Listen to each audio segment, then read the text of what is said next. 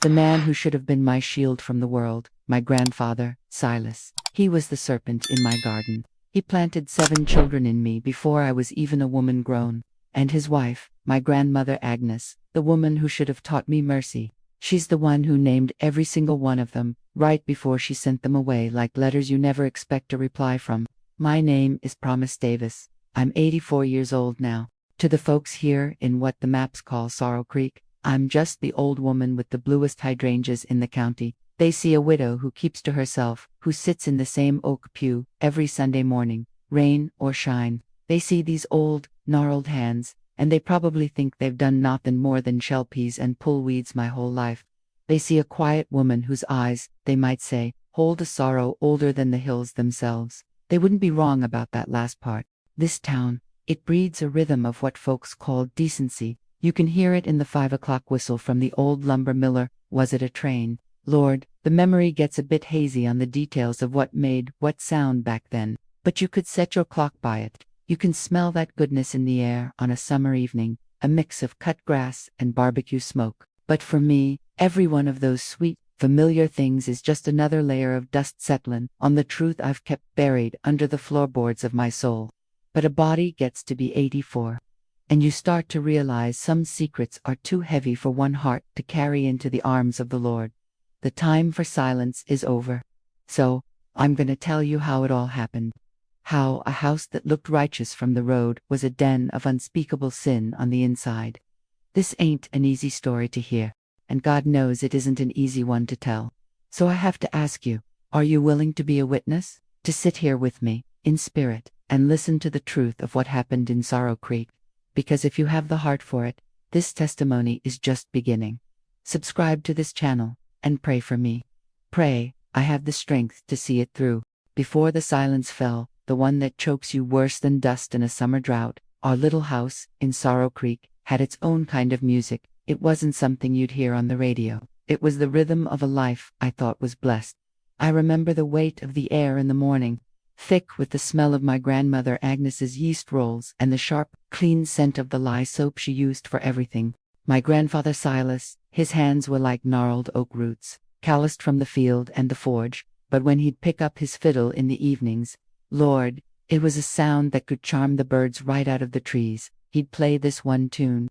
I'll be blessed if I can recall the name of it now. The way a name can slip through your mind like water through a sieve, but it felt the way sunshine feels on your face after a long winter. In those days, I believed I was the most fortunate child in all of West Virginia. I was their little shadow, their promise. Silas would tell me, "You're my Sorrow Creek treasure, girl, too precious for this rough old world." He'd take me out to the barn and show me how to mend a fence post. His voice a low rumble I took for safety. He'd say, "Some things, only your grandpappy can teach you right." And I'd swell with pride, not seeing then that he wasn't teaching me, he was claiming me. He was drawing a circle around me that nobody else was allowed to step inside. And Agnes, my grandmother, was the pillar of that little world. She taught me that a woman's duty was to be steady and quiet, a rock for her family to anchor to. I can still feel the starchy texture of her apron against my cheek when I'd bury my face in her side. She'd be kneading dough, her movements strong and sure, and she'd say, "A good woman keeps a clean house and a quiet heart. Promise, the Lord values a spirit that don't draw attention to itself." Her words felt like scripture to me, the gospel of how to be good, how to be worthy. I didn't understand she wasn't handing me wisdom. She was handing me the very chains she wore herself, teaching me how to lock them from the inside. She was so worried about my reputation, even when I was just a girl with scraped knees and pigtails. "A good name is all a body truly has," she'd say, staring out the window. "Once it's soiled, it ain't never cumin clean." The trust I had in them was absolute, as solid as the foundation of the church. I remember one night, a thunderstorm rolled through the valley, the kind that rattles the windows and makes you feel small and helpless. I was maybe 6 or 7. The lightning was cracking the sky open, and I was crying under my quilt. Silas was out checking on the animals, and it was Agnes who came into my room. She didn't light a lamp. She just sat on the edge of my bed in the dark, the flashes of lightning showing her face, calm as a stone. She took my hand and started to hum an old hymn, her voice low and steady, a counter-rhythm to the storm. She told me, "Hush now, child. There ain't nothing in God's creation that can harm you inside these walls, not while I'm here. This house is a sanctuary, and I am its keeper. I believed her. Oh Lord, how I believed her. I fell asleep that night thinking my grandmother was strong enough to command the storms to pass. That feeling of safety lasted right up until the day the real storm came, the one that never left. My mother, their daughter, Eliza, was my true shield, though I was too young to know it. She was a gentle soul, with a laugh like wind chimes and a way of standing between me and her parents' intensity. Then, the sickness came on her. It was fast, like a frost in late spring. One week she was hanging laundry on the line, singing to herself. The next, her breath was shallow, and her eyes had a faraway look. The day she died, the music in our house died with her. The fiddle went into its case, the humming stopped, and a new kind of silence moved in, cold and heavy. That was the first domino.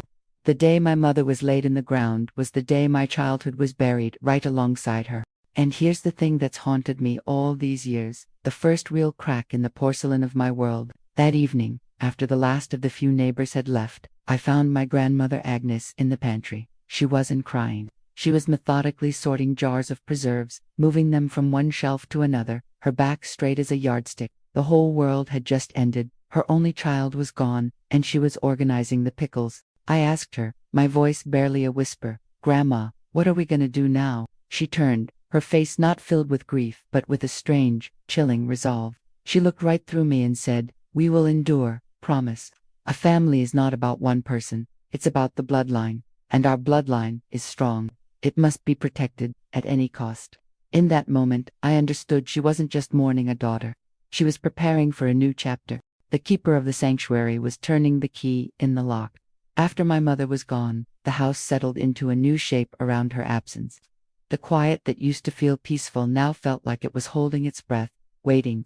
My grandfather Silas's presence seemed to take up all the air in a room. His gaze followed me, no longer just the fond look of a doting grandpappy, but something heavier, more possessive. The circle he'd drawn around me tightened until it felt less like an embrace and more like the coils of a snake. He started calling me his little woman of the house, and the words, which might have sounded sweet to an outsider, landed on my skin like something unclean. He'd tell me, "Now that your mama's with the Lord, promise, it falls to me to teach you the things a woman must know. The world is a dangerous place for a girl on her own." My fear was a tiny, cold stone in my stomach. I tried to talk to Agnes, my grandmother, the one who'd promised no harm could touch me within those walls. I'd tell her, "Grandma, the way Grandpappy looks at me, it makes me feel strange," and she, without ever looking up from her mending, would smooth out the fabric of my reality until I didn't know which way was up. "That's just grief, child," she'd say, her voice calm and even. "He sees your mother in you, is all. You ought to be grateful he loves you so fiercely. Don't you go get in a fanciful mind. A girl's imagination can be her own worst enemy." She made me feel foolish, ungrateful. She made me believe the darkness I was feeling was a fault in my own heart, a sin of my own making. The first time he crossed the line from a look to a touch, it was in the barn.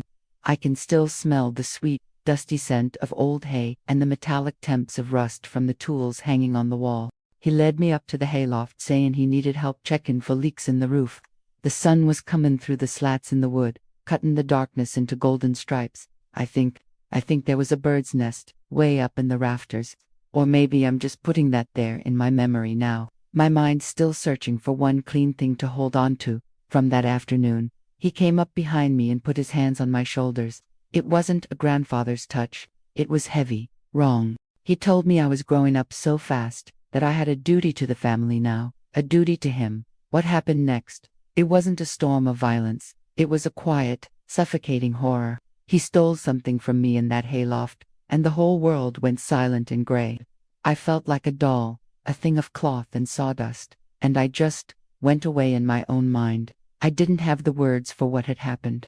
I just knew it was a mortal sin, a secret that would damn us all. A few days later, searching for a comfort I couldn't name, I was looking through a small cedar chest where my mother kept her precious things. Agnes had told me to clear it out, to make space. Inside, beneath her baptismal certificate, was her little Bible. It wasn't for reading, it was for remembering. I opened it to the family record page in the front, her own neat handwriting filling the lines. I saw her birth date, clear as day, and then I saw the date of my grandparents' wedding. And a cold dread, colder than any winter chill, washed over me. I traced the dates with my finger, counting the months. Once, twice, there was no mistaking it. My mother, their Eliza, had been born just 5 months after they were married. The perfect, righteous union Agnes had preached about my whole life. The foundation of our family's honor was built on a bed of lies. The shame she was always so desperate for me to avoid was her own. That night, shaking like a leaf, I took the Bible to her. I didn't speak of the barn. I couldn't. I just pointed to the dates. I thought I'd see her crack, see her shame. Instead, she looked at the page, then at me, and her eyes were like chips of flint. She didn't deny it. She took my chin in her hand, her grip surprisingly strong. Yes, she said, her voice a low hiss. And I carried that shame every day of my life. The whispers, the looks in town. Everything I do, every prayer I say, every rule in this house, is to keep that stain from ever touching this family again, to keep you pure in the eyes of God. She leaned closer, her voice dropping to a terrifying whisper that sealed my fate. What your grandfather does, what he asks of you, it is a terrible, holy burden.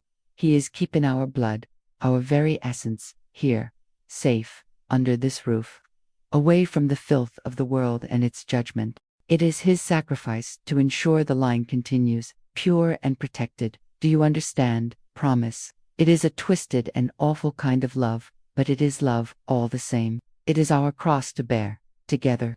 And the most wicked part of it all is that, in that moment, looking into the eyes of the only mother I had left, a tiny, poisoned piece of my broken heart, it almost made sense. After my grandmother rewrote the meaning of love and sin for me, the walls of our house seemed to grow taller and thicker. Their protection became a full-time job. It started with my friends. My best friend in the world was a girl named Sarah Beth, who lived on the next ridge over. We'd known each other since we were small enough to make mud pies together.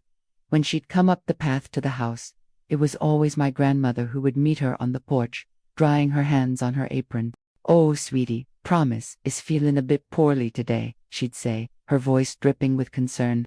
This grief over her mama, it just takes the life right out of her. She needs her rest, you understand. After the third or fourth time, the sound of Sarah Beth's footsteps on the path just stopped. The silence she left behind was louder than any shout. Then came the letters. My mother's sister, my Aunt Millie, lived 2 counties away. She'd write to me, her handwriting loopy and full of life, but the letters stopped arriving. I found out years later that my grandfather would just take them from the mailbox and burn them in the stove with the morning kindling. They cut me off from the world, strand by strand, like they were unraveling a rope until I was left with nothing to hold on to. They even took me out of the schoolhouse, telling the teacher my constitution was too delicate, that the family needed me at home. My world, which had once been the whole valley, shrunk down to the size of one of Grandma's quilting squares. The house, the barn, the garden, that was the whole pattern, and I was just a stitch, a small, silent bit of thread trapped in their design, holding it all together. The silence in that house stopped being an absence of sound and became a thing with weight. It sat on your chest at dinner. It tucked you into bed at night. It was the third person in every room, the one who knew everything and said nothing at all. Soon, the only voices I heard were theirs, Grandpappy's, low and guttural, demanding his due in the dark, and Grandma Annis's, soft and steady as a drizzle, constantly restitching my reality with her twisted words of sacrifice and duty. But Lord knows, a trapped animal will still try to gnaw its way out. I tried. Once, at church, I wrote a note on a torn piece of the weekly bulletin. Just 3 words, "Please help me." I tucked it deep inside the hymnal in front of me before the service started, praying the next person to use it would have eyes to see. But after the last amen, I watched from my seat, frozen, as my grandmother went along the pews, straightening up. She picked up our hymnal, and her fingers, so skilled with a needle and thread, felt the foreign paper inside. She didn't react. She didn't even break her stride. She just slipped the book back into its rack and the note into her apron pocket, her face as calm and placid as a pond. She never spoke a word of it to me. The terror of that silent discovery was worse than any punishment. Another time, the grocer's delivery boy came to the door. His name was Jimmy. Or was it Bobby? Lord, The names of people from back then are like pebbles I've dropped in a deep, dark well. But I remember his face, freckled and kind. For a whole minute, my grandparents were both in the back of the house. It was just me and him on the porch, the whole world of possibilities held in that small space. I opened my mouth.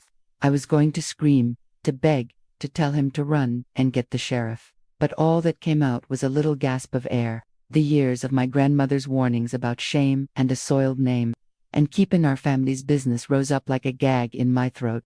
I just stood there, looking at him with dead eyes, until he tipped his cap and left. The chance was gone. That night, I laid in my bed, staring out the little window in my room. I could see the lights from other farmhouses, tiny specks of yellow scattered across the dark hills. I used to look at them and pray that God would send someone, a teacher, a preacher, my Aunt Millie, anyone. But as I watched those lights flicker, a cold, hard truth settled into my bones. My grandparents had thought of everything. They had used grief, piety, and the good manners of a small town as the bricks and mortar of my prison. Those lights weren't stars of hope. They were just proof of how far away help was, how impossible it would be for anyone to even know I needed it. My grandmother hadn't just locked the doors, she had locked the world out. And I finally understood, with a certainty that froze my soul, that God wasn't sending an angel to save me. My grandmother stood guard at the gate, and I reckoned that even an angel wouldn't be able to get past her. The realization that no one was coming for me was a strange kind of peace, a terrible peace, like the stillness in the air after a lightning strike. The fight just went out of me. I learned to make myself small, to become part of the wallpaper, part of the quiet. The days fell into a rhythm, as predictable and cruel as the turning of the earth. During the day, I was my grandmother's hands. I'd weed the garden, scrub the floors, mend the linens, my mind a blank slate. The nights belonged to him. I learned to leave my own body, to float up to the ceiling, and watch the terrible things happening to the girl in the bed below, feeling nothing but a distant, hollow pity for her. It wasn't a life. It was an endurance. Before long, the sickness started in the mornings. A new horror, a new proof that my body was not my own. It was a vessel, a plot of land he had seized and planted his seed in. When I told my grandmother, there was no surprise in her eyes. It was a look of grim confirmation, as if she'd been expecting it all along. This, I realized, was the start of her true work, the protection of the bloodline she'd spoken of. She hid me away in the back bedroom, the one with the single window that looked out onto nothing but woods. The official story, told to the few who might ask, was that I'd come down with a terrible woman's sickness, one that made me frail and needed absolute quiet. I began to lose myself entirely. I'd catch a glimpse of my reflection in that window at night, and the girl looking back was a stranger. Her eyes were like two burnt holes in a blanket. The promise who loved the feel of sunshine and the taste of wild blackberries. She was gone. She was buried somewhere deep inside that empty-eyed girl, and I didn't have the strength to go looking for her. I was just a secret, a container for another, bigger secret, growing inside me. The plot twist of my life, the one that showed me the true depth of my grandmother's mastery, came on a Sunday afternoon. I could hear voices from the front porch, where Agnes was sitting. It was the preacher's wife, Mrs. Gable. I remember hearing her voice through the closed door. She'd brought a chicken broth, or maybe it was a jam. Something folks bring when there's a long sickness. The gift itself don't matter. It's her words that were branded on my soul. "Oh, Agnes," Mrs. Gable said, her voice full of reverent pity. "You truly are a saint walking this earth. The way you bore the loss of your dear Eliza, and now this. To have to care for this poor, sickly granddaughter.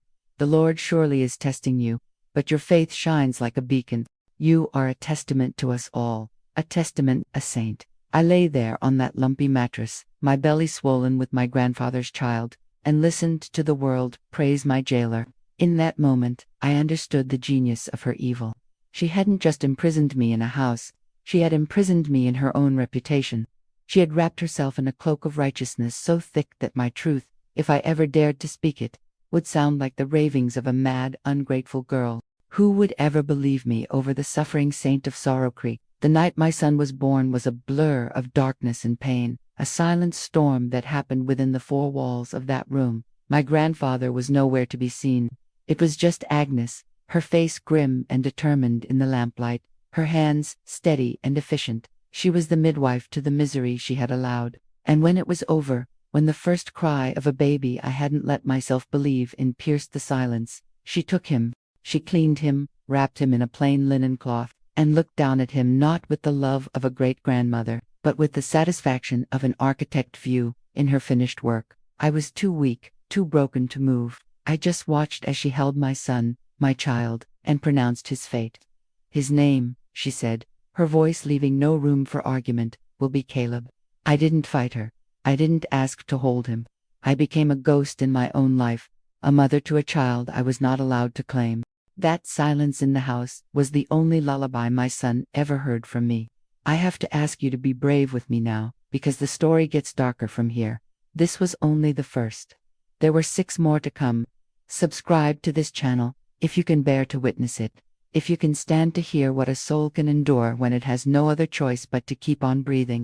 After they took Caleb away, the house fell into a silence so deep it felt like being at the bottom of a well. My grandmother scrubbed the back room clean, washed the linens, and aired it out until there was no trace a baby had ever drawn breath there. It was as if she could erase him from the world just by using enough lye soap and elbow grease. I was a ghost floating through the rooms, my arms aching with an emptiness I didn't have the right to name, my body a sore and hollowed-out thing. The brief, brutal miracle of motherhood was over, and I was once again just a girl in a locked house. And before my body had even fully healed, the seasons of my grandfather's sin began their cycle anew. I existed in a fog of despair for what must have been months. Hope was a foreign country I knew I'd never visit again. And then, one day, my grandmother did something strange. She brought me one of my mother's old dresses. It was blue, I think, a soft cornflower blue, or maybe it was gray. It's funny, I can remember the feel of the worn-out cotton against my skin, how it felt like a ghost's hug, but the color is gone from my mind now. As she laid it on the bed, she said, "Your Aunt Millie has been asking after you in her letters. She worries. I was thinking, when you're feeling a bit stronger, it might do you some good to get out of this house. We could take a ride over to her place for the day." The words were like water on parched earth. Aunt Millie. A kind face. A house that wasn't this house. A single afternoon of freedom. A tiny, fragile seed of hope, one I thought was long dead, began to sprout in the barren soil of my heart. For the first time in over a year, I felt a flicker of the girl I used to be. The thought of it was the only thing that got me through the nights that followed. I held on to the idea of that trip like a drowning woman holds on to a piece of driftwood. The day came. My grandmother helped me brush my hair and told me I was looking more like myself. She even packed a small basket with some bread and jam. My grandfather, Silas, hitched the old horse to the buggy, his face unreadable as always. As I climbed aboard, sitting between the two of them, my heart was beating so fast I was sure they could hear it. The wheels of that buggy leaving our dusty yard was the sweetest sound I had ever heard. I breathed in the air of the world. It smelled of pine and damp earth, and it was the scent of freedom. We rode for maybe a mile down the main road, farther than I had been in an eternity. And then, instead of continuing toward the turnoff that led to town, and to my aunt's, my grandfather steered the horse onto an old, overgrown logging trail that disappeared into the deep woods. I felt a cold knot form in my stomach. "Where are we going?" I asked, my voice small. Agnes didn't look at me. She just stared straight ahead at the horse's back. "Just a little detour," she said. They stopped in a small, damp clearing where the sun barely reached the ground. It was dead silent, except for the buzzing of flies. My grandfather got down and stood by the horse. My grandmother finally turned to me, and her eyes were as cold and empty as a winter sky. "I see that look in your eyes. Promise," she said, her voice flat. "That silly, worldly hope. You think there's an escape, don't you? You think you can go out there, to your aunt's, and tell your pitiful stories, and someone will come and rescue you from your duty, from God's plan, for this family." She leaned in, and her words were like stones dropped into a deep well. "I needed you to feel the air on your face again. I needed you to remember there is a world out there, so you would understand completely that it is not for you. Your world is here. Your life is here. Your purpose is in that house. There is no out there for you anymore. It is time you accepted that." The ride back was silent. The scent of pine now smelled like a graveyard. They had taken me to the very edge of hope just to push me off into the abyss. That day, in that clearing, they didn't just break my spirit, they performed a kind of surgery on my soul, carefully, cruelly, scooping out whatever was left of the girl who dreamed of rescue. I stopped praying for help. I stopped looking at the distant lights of other farms. I finally understood my place. I was a secret to be kept, a field to be plowed and harvested, a cross to be borne in absolute silence. And when my grandfather came to my room that night, for the first time, I didn't even try to float away to the ceiling. I just laid there, in the dark. There was nowhere left to go, not even in my own mind. The years that followed that day in the woods were a long, gray road with no turns. My life was measured in the swelling and emptying of my own belly. After Caleb, my grandmother named my first daughter Sarah, her voice just as flat and final. They sent her away to some distant cousin who was told the baby was the orphan child of a city girl. Then came another boy, Levi. After him, Lord, the order of it all gets jumbled in my mind now, like fence posts you pass on a dusty road. Was Martha next, or was it Benjamin? The names were my grandmother's. The pain and the shame were mine. The years folded into one another, each one a copy of the last. I was a machine of flesh and bone, performing my functions, enduring my grandfather's nights and my grandmother's days, producing children who were ghosts to me before they were even gone. I had accepted my fate. I had resigned my soul to this quiet damnation, and I believe I would have stayed that way until the Lord called me home, if my grandfather hadn't gotten arrogant. Pride, the Bible says, cometh before a fall, and Silas, my grandfather, was the proudest of men. He thought he was invincible, a king in his own filthy kingdom. One winter, a sickness swept through the valley, and for all his strength, it laid him low. It settled in his lungs, and his breath, which had always been a hot threat in the dark, became a shallow, painful rattle. For the first time since I was a little girl, he was weak. He was confined to his bed for weeks, and my grandmother, Agnes, had to nurse him. This meant she, for the first time, could not do everything.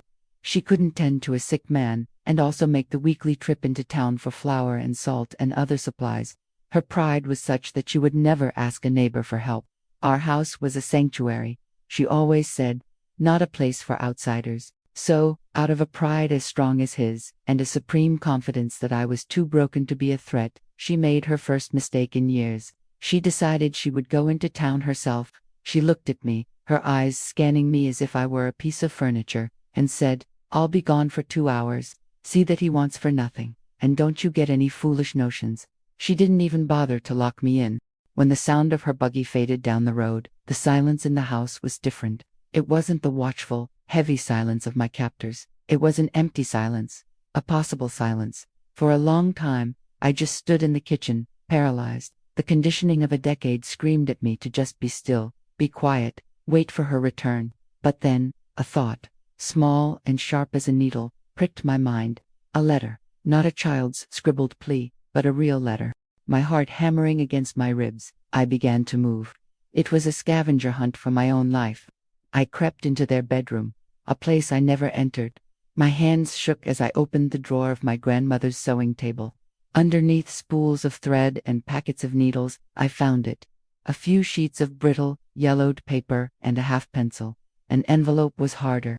I found one in Silas's old roll-top desk, tucked inside a ledger book. A stamp, Lord. A stamp was like asking for a diamond. I found one, just one, stuck to the inside of a tin box where he kept his important receipts. I took my treasures back to the kitchen and sat at the table where I'd eaten 1,000 silent meals. My hand trembled as I started to write. To my dearest Aunt Millie, I began, "What do you say? How do you explain a decade of unspeakable horror in a few lines?" I didn't write about the nights. I couldn't. I wrote about the babies. I wrote their names.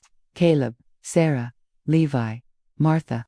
I told her they were mine, and that they were gone. I told her I was a prisoner in this house, and that I was scared my soul had already died. I begged her not to come for me, but to just believe me, to know that I existed. I folded the letter, slipped it into the envelope, and licked the stamp. I wrote her address, my hand shaking so badly the letters were jagged and strange. And then I just sat there, holding it. This piece of paper felt heavier than a tombstone. It was my whole life, my whole damnation, folded into a neat little square. I could burn it. I could slip it back into the sewing box and go back to being the ghost, back to the safe, familiar hell I knew. Or I could hide it, and I could pray to a God I wasn't sure listened to me anymore for a chance, just one single chance, to get it out into the world. Being caught would mean the end of everything. It would be a punishment beyond imagining. But not trying meant that I had already died that day in the woods. And for the first time in a very long time, I had to decide if I was ready to stay dead. I decided I was not ready to stay dead. I took that letter, that fragile paper bomb, and I hid it. I crept out to the old stone smokehouse, a place my grandmother hadn't used in years, and I tucked the envelope deep inside a crack in the mortar, behind a loose stone. It was my only secret, my only hope, and it lived in the dark, waiting, just like me. My grandmother came back from town, and I was just as she had left me, a quiet, obedient shadow. Silas began to mend, his cough lessening, his strength slowly returning. I knew my window of opportunity, the one his weakness had opened, was closing. I waited. It felt like a lifetime, but it might have been just a week, maybe two. When you're living in a place where every day is the same shade of gray, time gets real slippery. You don't measure it in sunrises. You measure it in the beats of your own terrified heart. My only link to the outside world, my only chance for a messenger, was the grocery boy. Eli was his name. A lanky teenager with kind eyes who probably didn't make $10 in a week. He was my entire plan. The day he came, my heart was a wild bird trapped in my ribs. I saw his truck pull up the road, a cloud of dust behind it. My grandmother took the main supplies at the front door, as always, but I had been clever.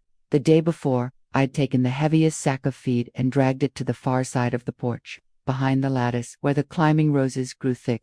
I came out and told my grandmother, my voice trembling only a little, "Grandma, that sack of feed is too heavy for me to move." She just clicked her tongue, annoyed. "Well, have the boy move it then. Don't trouble me with it." It was the opening I had prayed for. I led Eli around the side of the house, out of sight from the windows. As he bent to lift the sack, I moved. I grabbed the letter from my apron pocket and shoved it into his hand. He stumbled back, his eyes wide with confusion and fear, looking at the letter like it was a live snake. "Ma'am," he stammered, trying to push it back at me. "Ma'am, I can't. I don't want no trouble.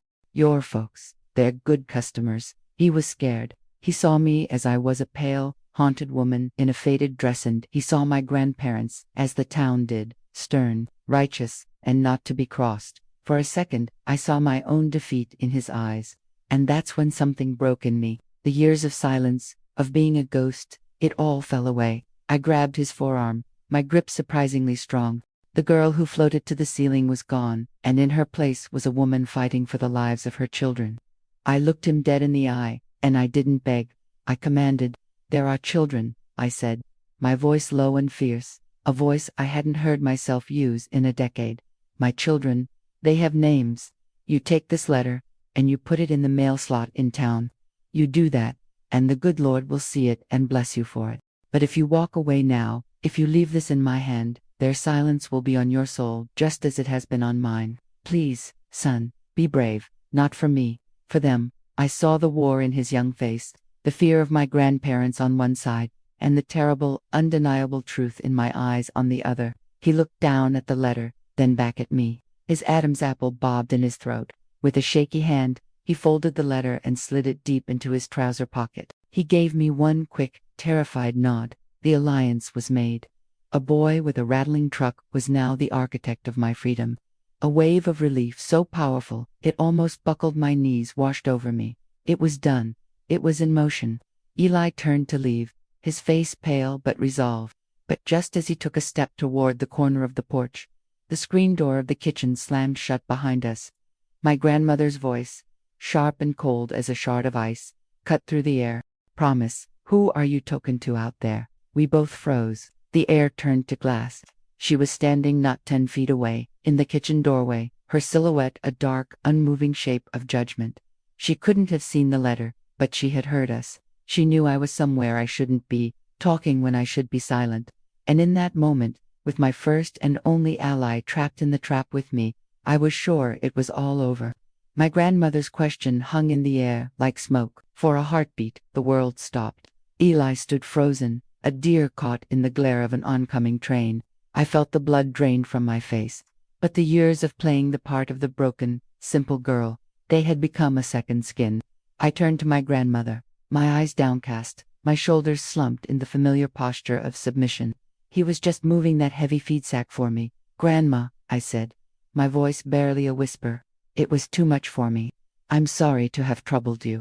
I didn't dare look at Eli, but I prayed he would understand. He did. He mumbled something that sounded like, "Sorry, ma'am," tipped his cap, and practically ran back to his truck, not even looking back. My grandmother said nothing. She just gave me a long, cold look that seemed to peel the skin right off me. It was a look that said, "I know." She didn't have to know about the letter. She just knew a rule had been broken.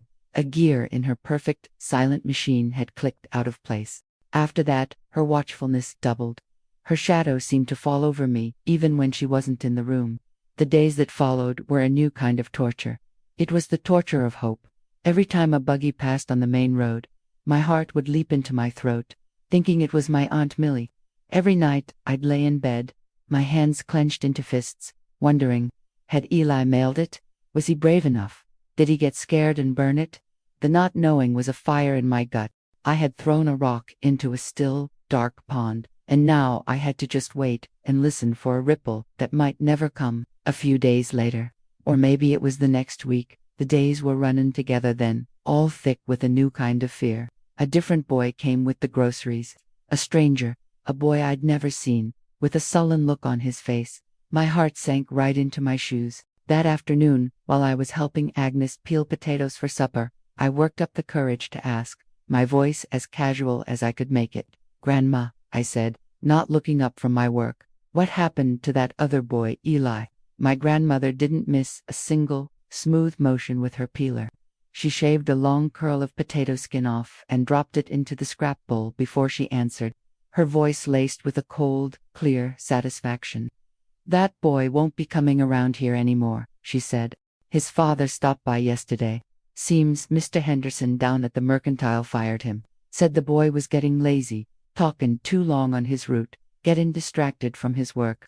She paused, then added the final, venomous stroke. "It's a shame for his family. I hear they need the money, something awful."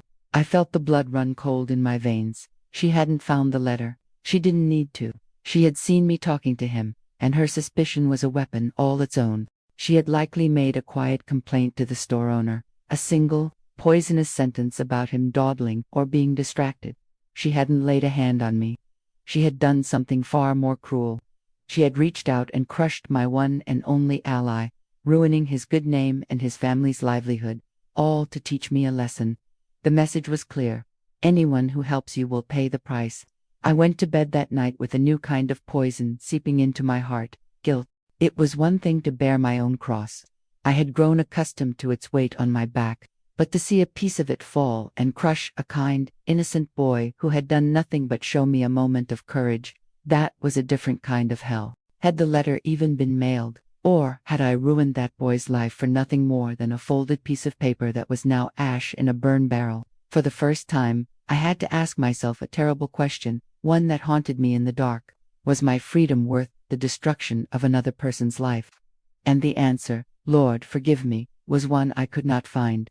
The guilt over what happened to Eli was a heavy, suffocating blanket. For weeks, I pulled it over my head and went back to being the ghost. I told myself it was for the best.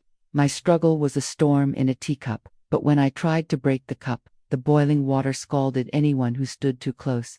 I retreated into the gray stillness, and the cycle continued. My belly began to swell again, this time with the child who would be named Benjamin.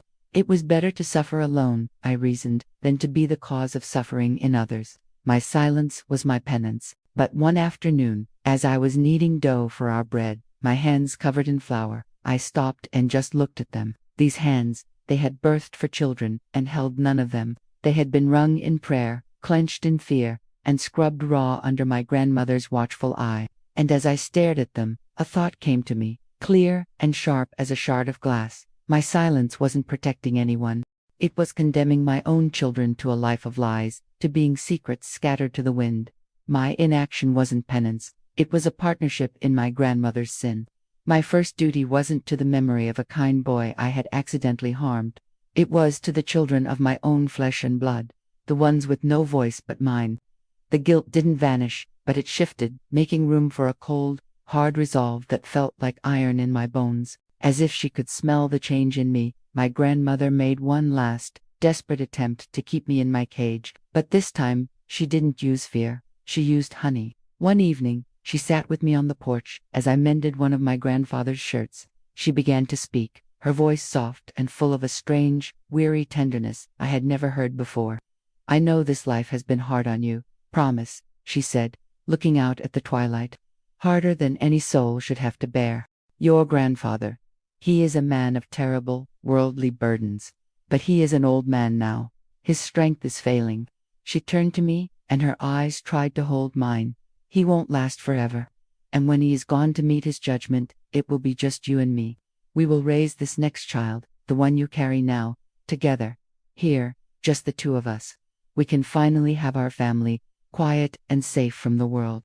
You just have to be patient a little longer." She said something like, "Our peace is coming." Or, maybe it was, "Our time for peace is here." The words themselves were soft, but the meaning was as hard as a coffin nail. It was the most brilliant lie she had ever told. She was offering me a clean corner in hell, a trade of one kind of prison for another, a future without his nightly terror, but forever shackled to her, the architect of my pain, raising my own child as my sibling. She was promising me a life, when all she was offering was a more comfortable death. I looked at my grandmother, at this old woman who had stolen my life, and for the first time, I saw the deep, desperate fear in her eyes. She was scared of me, scared that I would finally break the silence and bring her whole world of secrets crashing down. And I smiled. It wasn't a big smile, just a little twitch at the corner of my mouth, but it was the first real one in years, and I nodded, playing my part one last time. "Yes, Grandma," I said. "That sounds peaceful." The very next afternoon, I waited. My grandfather was asleep in his armchair, his snores rattling the window panes. My grandmother was on her knees in the garden, her back to the house, tending to her precious tomato plants as if they were the only things in the world that mattered. And I stood up from the kitchen table, wiped my hands on my apron, and walked out the front door. I didn't run. My heart was hammering, but my feet were steady. I walked down the long dirt path, my bare feet raising little puffs of dust. I walked until I reached the main road, a road I had not set foot on by myself since I was a child. I didn't know if Aunt Millie had gotten the letter. I didn't know if a single soul in the world would believe me. All I knew was that I was done waiting for an answer to fall from the sky. I was walking to the crossroads to find it myself. Walking on that open road was like being born for a second time. The world, which had been a thing I only saw through a dusty window pane, was suddenly all around me. I could feel the grit of the road under the soles of my feet, the warmth of the afternoon sun on my arms. A feeling I couldn't name, a terrifying mix of hope and raw fear, was bubbling up inside me. My destination was Henderson's Mercantile at the crossroads, the only place for miles with a public telephone. My whole life, my whole future, was riding on a single phone call to a number I wasn't even sure was right anymore. I saw the store shimmering in the distance, and my steps got faster. Inside, the air was cool and smelled of sawdust and cured meat. There were a few people there. Old Mr. Henderson behind the counter, of course, and 2 farmers talking by the sacks of seed. Or maybe it was 3. Their faces are a blur to me now, but their eyes. Lord, I will never forget the look in their eyes. I walked up to the counter, my voice a dry croak. "Mr. Henderson," I said, "I need to use your telephone. It's an emergency." He looked at me, his eyes full of pity and confusion, seeing the wildness in my hair, the desperation on my face. He was about to answer when the screen door creaked open behind me, casting a long shadow into the room. I didn't have to turn around. I could feel the cold. It was my grandmother. The whole store went dead silent. Agnes didn't raise her voice. She didn't have to. She spoke with that practiced, weary calm that had been the soundtrack to my whole life. "Promise, child," she said, her voice full of a false, syrupy concern for the whole world to hear. "You are not well. You've had a fright. Come on home with me now." She was trying to paint me as the crazy girl, the simple-minded invalid. And in that moment, standing there between my past and my only possible future, the fear finally burned away. leaving something hard and clear in its place. I turned to face her. I didn't shout. I didn't cry. I just let the truth, plain and unvarnished, fall into the quiet room. "No, Grandma," I said, my voice steady. "I am not unwell, and I am done being your secret." I looked past her, at the stunned faces of the farmers, at Mr. Henderson frozen behind his counter. "This woman," I said, my voice getting stronger with every word, "my grandmother Agnes, and her husband, my grandfather, Silas. For 15 years, they have kept me a prisoner. He has put 5 children in my belly, and she has named every one, right before she gave them away." A collective gasp went through the room. The silence was shattered. My grandmother's face, for the first time, cracked. The mask of the saintly martyr fell away, revealing the twisted, raw fury beneath. But then, she did something I never expected. She laughed. It was a short, ugly, barking sound. She looked at the horrified faces around her, and she twisted my truth into her final, most venomous lie. "You see," she spat, her voice dripping with poison. "You see the sickness in her, the sin. She tempted him, an old, addled man. She came to him in the night. I did what any God-fearing woman would do. I saved the souls of those poor, innocent babies from their mother's filth. I gave them a chance at a clean life, away from her. I saved them." The air turned thick with confusion. It was my word, the word of a wild-eyed girl who had just appeared out of nowhere, against the word of Agnes Davis, the woman who endured so much with such grace. I looked at their faces, and I saw no saviors. I saw doubt. I saw them weighing the possibility. My grandmother had one. She had taken my truth and strangled it to death right in front of the whole world. I felt my shoulders slump. The fight was over. I had lost. I thought my story, my life, had ended right there in the dust and the damning silence of that general store. But then, a voice came from the open doorway, a voice I hadn't heard in 15 long years, a voice that was not a memory but a living, breathing thing, a voice that said my name, Promise. And it wasn't a question, it was an answer. I turned, and standing in the doorway, silhouetted by the bright afternoon sun, was my Aunt Millie. She was older, of course, her hair streaked with gray, but her eyes were the same as kind as I remembered from my childhood dreams. She walked right past my grandmother as if she were a pillar of salt, and she came to me. She didn't hug me, not at first. She just reached into her handbag and pulled out a small, tattered photograph, its edges soft with age. My grandmother saw it, and her face went ashen. "Millie, don't," she whispered, her voice suddenly thin and reedy. But Millie ignored her. She held up the photo for Mr. Henderson and the others to see. "I got your letter this morning, Promise," she said, her voice shaking but strong. "I wasn't sure what to believe. I prayed to God it was just a terrible dream, but I brought this. My mother, your grandmother's sister-in-law, gave it to me years ago and told me the story." The photo was of a young Silas, his arm draped around a woman who was not Agnes. In the woman's lap was a small baby. "This," Millie said, her voice ringing with truth, "is my Uncle Silas, long before he met my future aunt. And this woman is his first cousin. The baby they had together, born of a love that was too close, died of a fever before its first birthday. My mother said something in Silas broke that day, and that a sickness took root in his soul, a need to keep the family blood too close, too pure. A single, old photograph, a secret buried for 50 years. It was the truth that finally shattered my grandmother's lies. The story of my life, which had sounded like the ravings of a madwoman, suddenly clicked into place. It had happened before. This wasn't a fall from grace. It was a sickness that had been festering for a generation. Agnes didn't scream. She didn't fight. She just crumpled, as if her bones had turned to dust.